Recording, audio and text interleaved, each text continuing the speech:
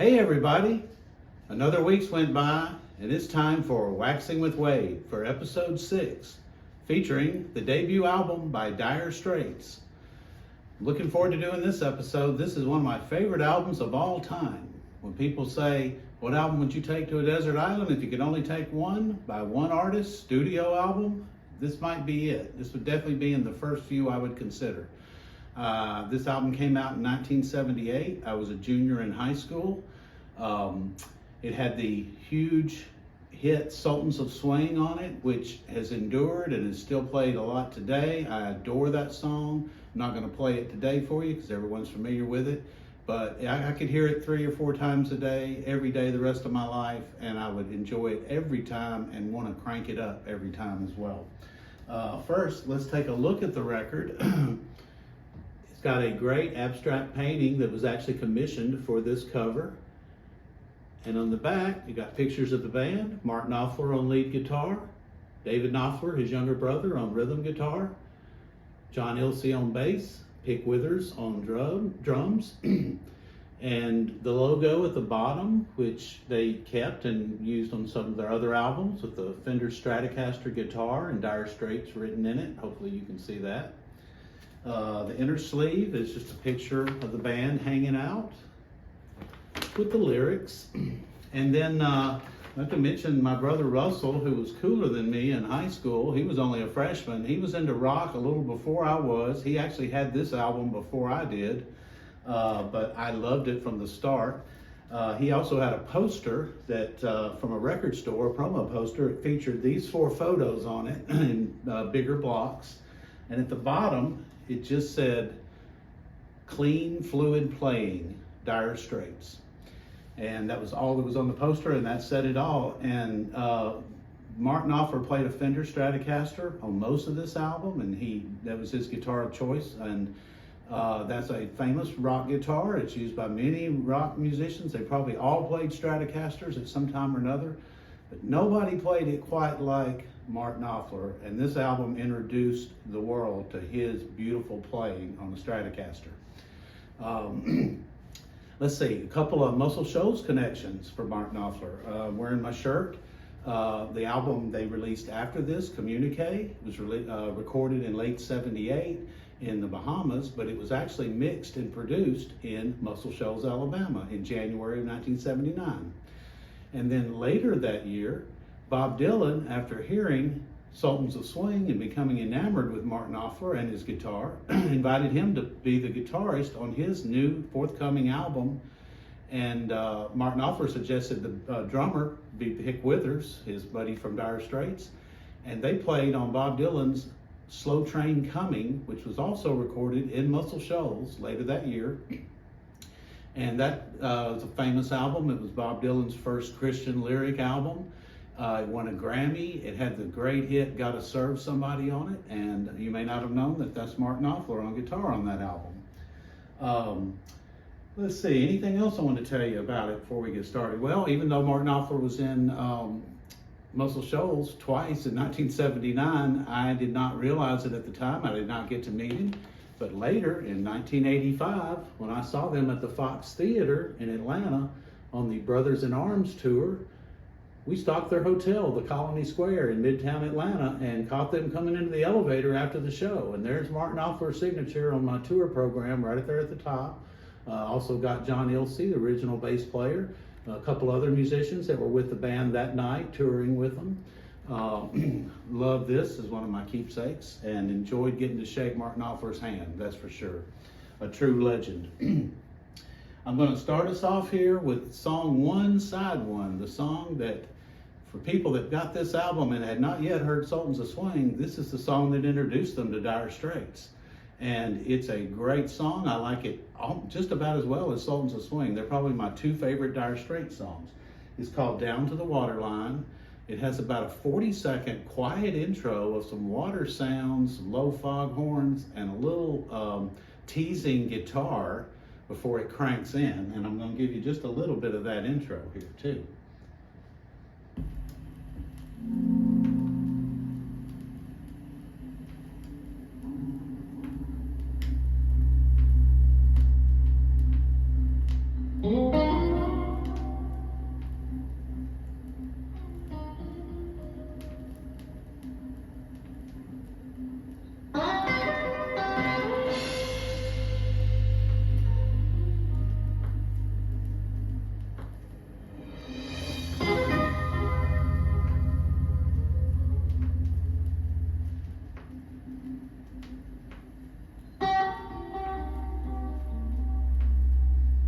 I hope you have your boots tied on good.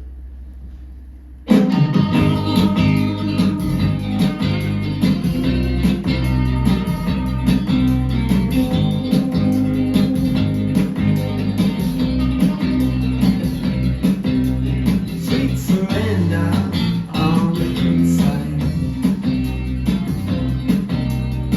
You remember we used to run and hide. In the shadow of cargoes, I take you one time. Counting all the numbers down to the waterline. Okay, and we're going to skip here and let you hear the end because the end is so cool. Feel them in the places where the sailors go. When she's walking by the river on the railway line, she can still hear him whisper, let's go down to the waterline. Come on.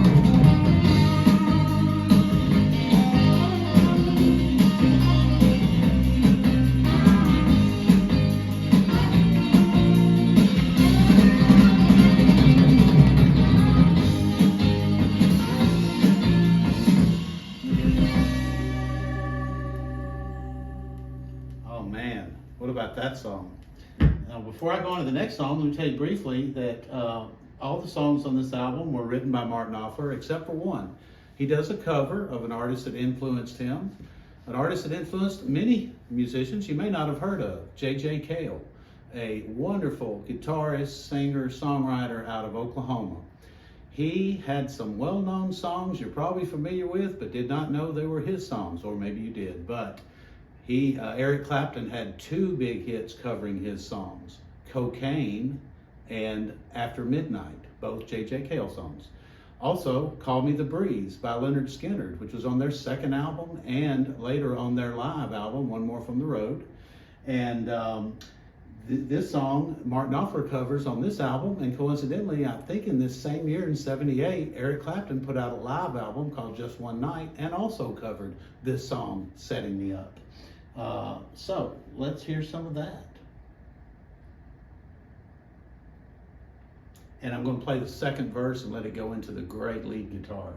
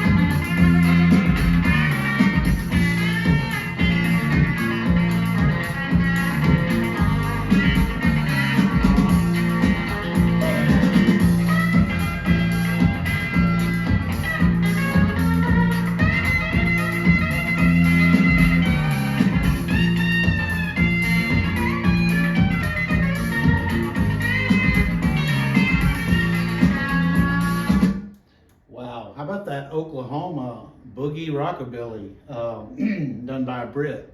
And I will take this version over Eric Clapton's. It's great too, but this one's even better for me. Okay, next song, we're going to slow it down a little bit. The song is called Switchblade Knife. Six-Blade Knife, Six-Blade Knife. And it's a little slower with a thumping bass in it that's really cool. And the guitar is more subtle in it. The song's really good with earbuds or headphones where you can hear the subtleties in the guitar. I'm going to play a couple portions of that for you.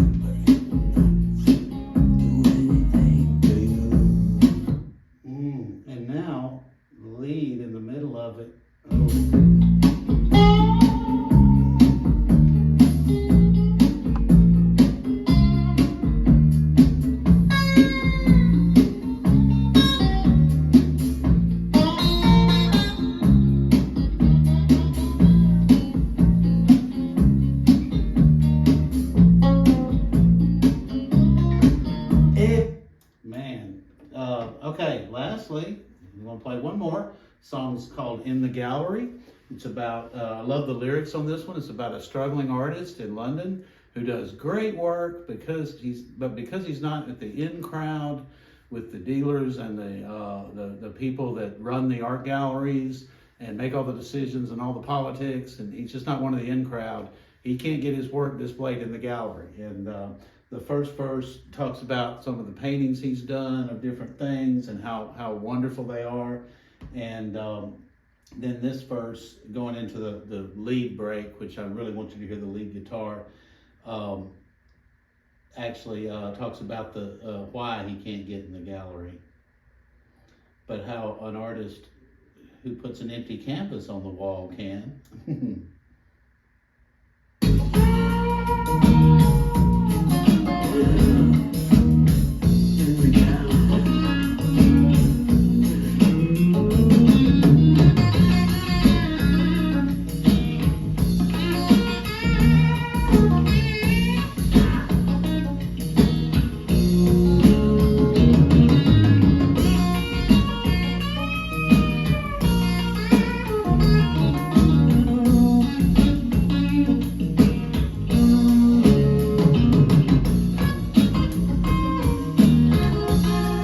Back that up a little. I missed that verse, a little past it,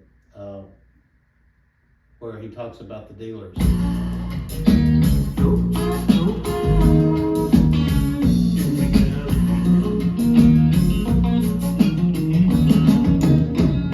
And then you get an artist. He says he doesn't want to paint at all.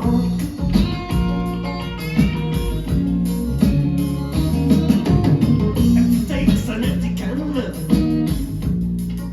sticks it on the wall.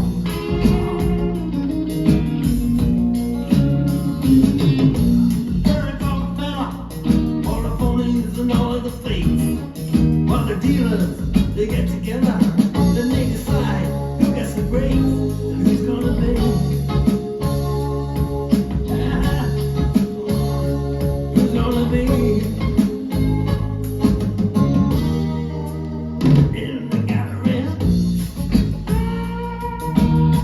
Wow, love that song. Well, I hope you enjoyed hearing another side of Dire Straits from their early days, their very first album, and what a debut by a band. Just can't say enough about this record. I definitely prefer my Dire Straits older, pre-Money for Nothing and the MTV era. Love that song, but I'll take them in this style of playing all day long. So, come back next week. I'll have another episode. I'll be spinning another vinyl record and talking about it, and I haven't decided which one yet, so you'll have to tune in and be surprised. Everyone have a good day.